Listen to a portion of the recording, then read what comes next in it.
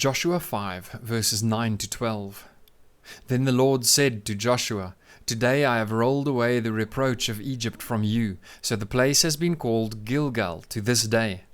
On the evening of the 14th day of the month, while camped at Gilgal on the plains of Jericho, the Israelites celebrated the Passover. The day after the Passover, that very day, they ate some of the produce of the land, unleavened bread and roasted grain. The manna stopped the day after they ate this food from the land. There was no longer any manna for the Israelites, but that year they ate the produce of Canaan. Psalm 32. Blessed is the one whose transgressions are forgiven, whose sins are covered. Blessed is the one whose sin the Lord does not count against them, and in whose spirit is no deceit. When I kept silent, my bones wasted away, through my groaning all day long. For day and night your hand was heavy on me, my strength was sapped, as in the heat of summer. Then I acknowledged my sin to you, and did not cover up my iniquity. I said, I will confess my transgressions to the Lord, and you forgave the guilt of my sin. Therefore let all the faithful pray to you while you may be found. Surely the rising of the mighty waters will not reach them. You are my hiding place. You will protect me from trouble and surround me with songs of deliverance. I will instruct you and teach you in the way you should go. I will counsel you with my loving eye on you. Do not be like the horse or the mule, which have no understanding, but must be controlled by bit and bridle, or they will not come to you. Many are the woes of the wicked, but the Lord's unfailing love surrounds the one who trusts in him. Rejoice in the Lord and be glad, you righteous. Sing, all you who are upright in heart. 2 Corinthians 5, verses 16 to 21. So from now on we regard no one from a worldly point of view. Though we once regarded Christ in this way, we do so no longer. Therefore, if anyone is in Christ, the new creation has come. The old has gone, the new is here. All this is from God, who reconciled us to himself through Christ and gave us the ministry of reconciliation, that God was reconciling the world to himself in Christ, not counting people's sins against them.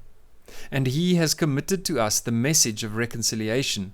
We are therefore Christ's ambassadors, as though God were making his appeal through us. We implore you on Christ's behalf, be reconciled to God. God made him who had no sin to be sin for us, so that in him we might become the righteousness of God. Luke 15, verses 1 to 3 and verses 11 to 32. Now the tax collectors and sinners were all gathering round to hear Jesus. But the Pharisees and the teachers of the law muttered, This man welcomes sinners and eats with them. Then Jesus told them this parable. Jesus continued, There was a man who had 2 sons. The younger one said to his father, Father, give me my share of the estate. So he divided his property between them. Not long after that, the younger son got together all he had, set off for a distant country, and there squandered his wealth in wild living. After he had spent everything, there was a severe famine in that whole country, and he began to be in need. So he went and hired himself out to a citizen of that country, who sent him to his fields to feed pigs. He longed to fill his stomach with the pods that the pigs were eating, but no one gave him anything. When he came to his senses, he said, How many of my father's hired servants have food to spare, and here I am starving to death. I will set out and go back to my father and say to him, Father, I have sinned against heaven and against you. I am no longer worthy to be called your son. Make me like one of your hired servants. So he got up and went to his father. But while he was still a long way off, his father saw him and was filled with compassion for him. He ran to his son, threw his arms around him, and kissed him. The son said to him, Father, I have sinned against heaven and against you. I am no longer worthy to be called your son. But the father said to his servants, Quick, bring the best robe and put it on him. Put a ring on his finger and sandals on his feet.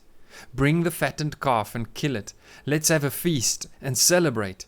For this son of mine was dead and is alive again. He was lost and is found. So they began to celebrate. Meanwhile, the elder son was in the field. When he came near the house, he heard music and dancing. So he called one of the servants and asked him what was going on. "Your brother has come," he replied, "and your father has killed the fattened calf because he has him back safe and sound." The elder brother became angry and refused to go in. So his father went out and pleaded with him. But he answered his father, "Look, all these years I've been slaving for you and never disobeyed your orders. Yet you never gave me even a young goat so I could celebrate with my friends.